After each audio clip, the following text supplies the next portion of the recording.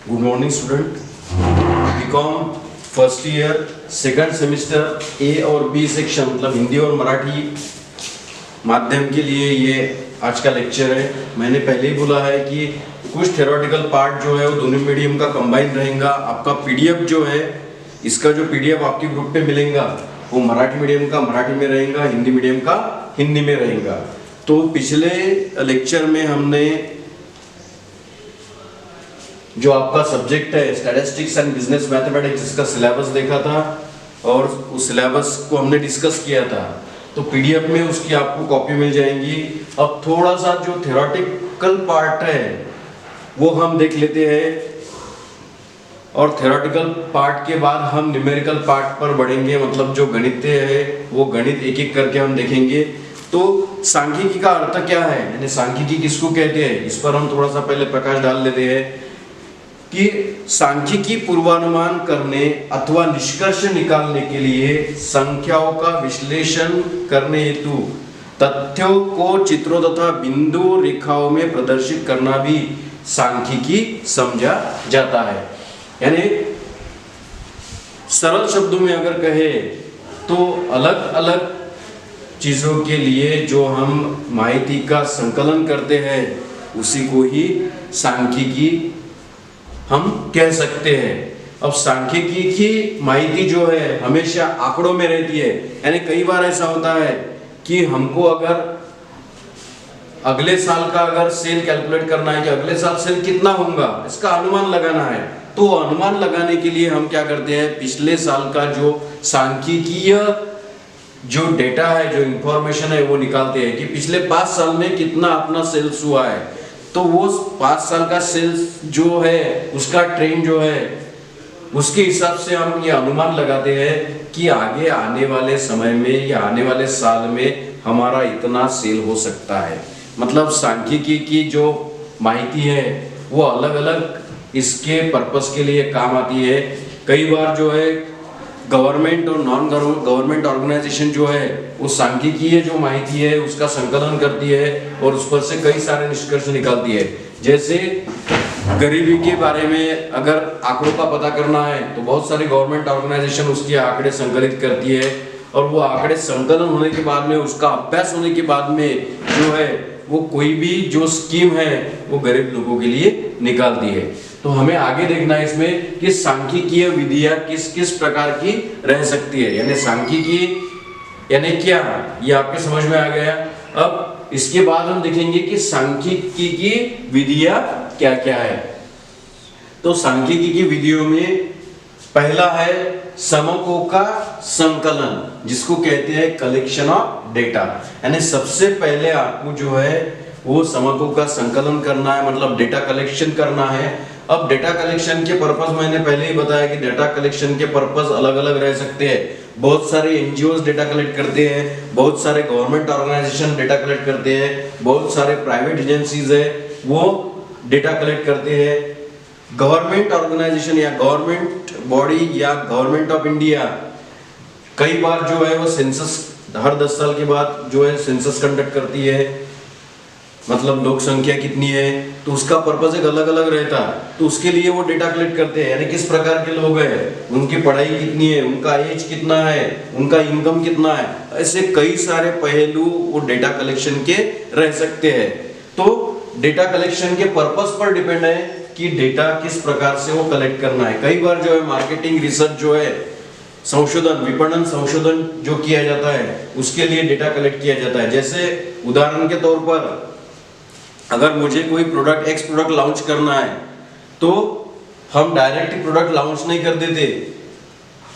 Launch करने के बाद अगर वो प्रोडक्ट नहीं चला तो कंपनी को बहुत सारा नुकसान हो सकता है। इसलिए कंपनी क्या करती है, सर्वे करती है। और सर्वे के लिए क्या करना पड़ता है, सर्वे के लिए डेटा कलेक्शन करना पड़ता है। यानी कंपनी क्या करती है कि उस प्रोडक्ट जो प्रोडक्ट लॉन्च होने वाला है उसके प्रति डेटा इंफॉर्मेशन ग्राहकों से वो कलेक्ट करती है और उसके बाद में ये अंदाजा लगाया जाता है। वो डेटा कलेक्ट होने के बाद में उसका अभ्यास किया जाता है और उस पर से अनुमान लगाया जाता है कि जो प्रोडक्ट हम लॉन्च करने वाले हैं वो प्रोडक्ट चलेगा कि नहीं चलेगा। यानी डेटा कलेक्शन काय पर डिपेंड है कि आप को किस प्रकार की इंफॉर्मेशन चाहिए और किस पर्पस के लिए चाहिए। कई बार जो है reserve bank of India data collect करती है, उनका पर्पस अलग रहता है।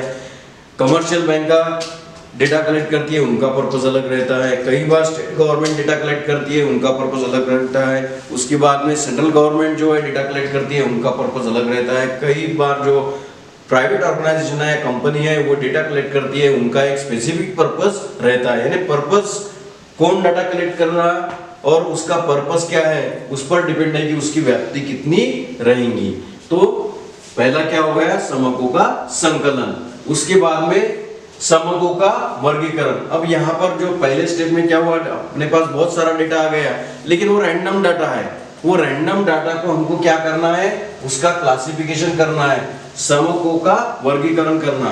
अगर डाटा एज वाइज है तो एज वाइज उसको क्लासिफाई करना है, अलग अलग एज के लोग अलग अलग कितने हैं, या फिर उनका एजुकेशन है, उनका एजुकेशन के हिसाब से उसका वर्गीकरण करना है तो वो एक कर सकते हैं। ये भी डिपेंड है कि किस प्रकार का डाटा है और पर्पस क्या है, इस पर हम उसका वर्गीकरण कर सकते हैं। जब तक वर्गीकरण नहीं है तो हम डाटा को अच्छे से समझ नहीं सकेंगे। यानी ये हो गया क्लासिफिकेशन ऑफ डाटा। उसके बाद में समकों का सारणीकरण, जिसको बोला जाता है टैबुलेशन ऑफ डाटा। अब इतना सारा डेटा है, अब वो डेटा हम जब तक टैबुलर फॉर्म में प्रेजेंट नहीं करते, बोला है सारणीकरण, सारणी के द्वारा लोगों तक नहीं पहुंचाते तो सभी को वो डाटा समझेगा नहीं। जैसे उदाहरण के तौर पर सन 2000 में 10वीं पास लोग कितने थे, 12वीं कितने थे, ग्रेजुएशन कितने थे और पोस्ट ग्रेजुएशन कितने थे। अब ये डेटा अगर है और ये सारणी द्वारा अगर बनाया गया, हमने उसका टेबुलर फॉर्म में लोगों के सामने रखा, तो वो एकदम से समझ में आएगा कि 2000 में कितने थे, 2001 में कितने थे, 2 में कितने थे, 4 में कितने थे, 10 में कितने थे, 15 में कितने थे, 19 में कितने थे, 20 में कितने थे। तो एकदम से वो ध्यान में आएगा, फिर वो समझने के लिए जो है वो आसानी होंगी। यानी वो डेटा का क्या करना है, सारणीकरण करना जरूरी है। और सारणीकरण का पर्पस क्या है, सारणीकरण का पर्पस यही है कि जिस तक वो डाटा पहुंचाना है या जो भी वो डाटा रेफर करेगा उसको वो डाटा अच्छे से समझ में आएगा। ये हो गया टैबुलेशन ऑफ डाटा, समकों का सारणीकरण। उसके बाद में समकों का प्रस्तुतिकरण, प्रेजेंटेशन ऑफ डाटा। अब डाटा प्रेजेंट करना है। अब डाटा प्रेजेंटेशन का भी उद्देश्य यही है कि जिनके सामने प्रेजेंटेशन करना है या जो भी लोग वो डाटा को रेफर करेंगे, उनको एक ही बार देखने में ये समझ में आ जाना चाहिए कि किस प्रकार का डाटा है, किस प्रकार इसका क्लासिफिकेशन किया गया है, किस प्रकार इसका वर्गीकरण किया गया है। यानी जो डेटा आपने कलेक्ट किया उसको एकदम सादी सिंपल लैंग्वेज में लोगों तक पहुंचाना, यानी प्रेजेंट करना, जिसको बोला है प्रेजेंटेशन ऑफ डाटा।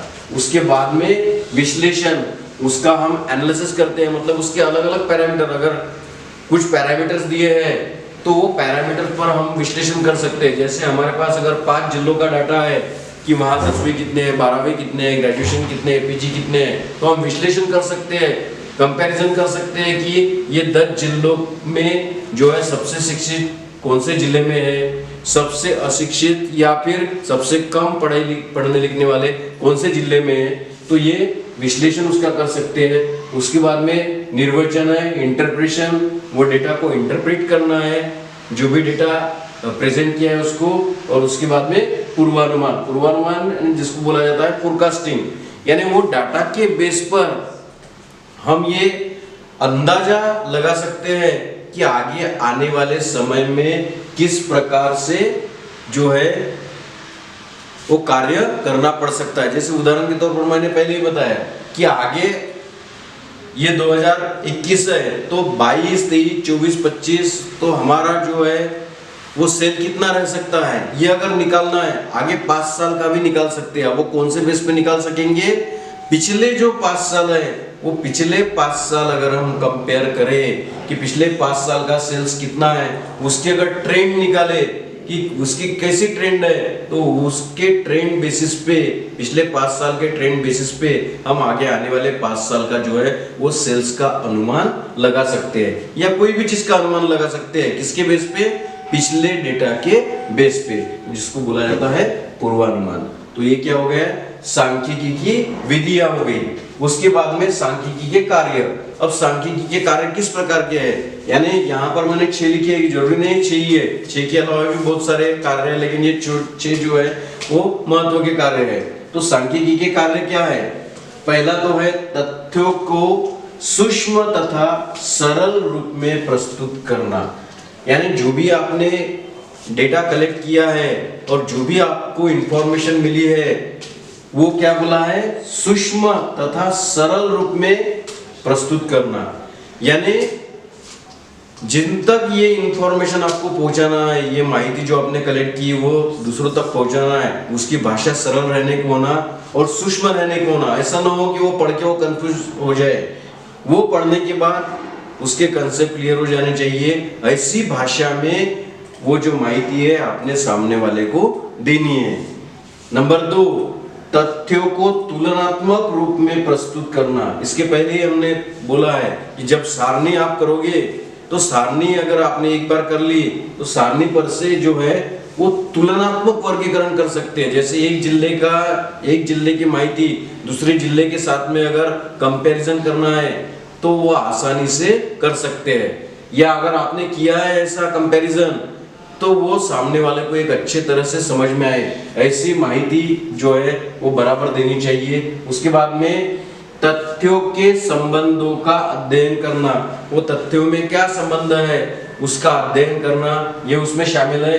उसके बाद में व्यक्तिगत ज्ञान व अनुभव की वृद्धि करना, यानी जो भी पढ़ेगा उसमें व्यक्तिगत ज्ञान या जिसको बोलेंगे कि अनुभव में उसकी वृद्धि होंगी वो पढ़ने की वजह से।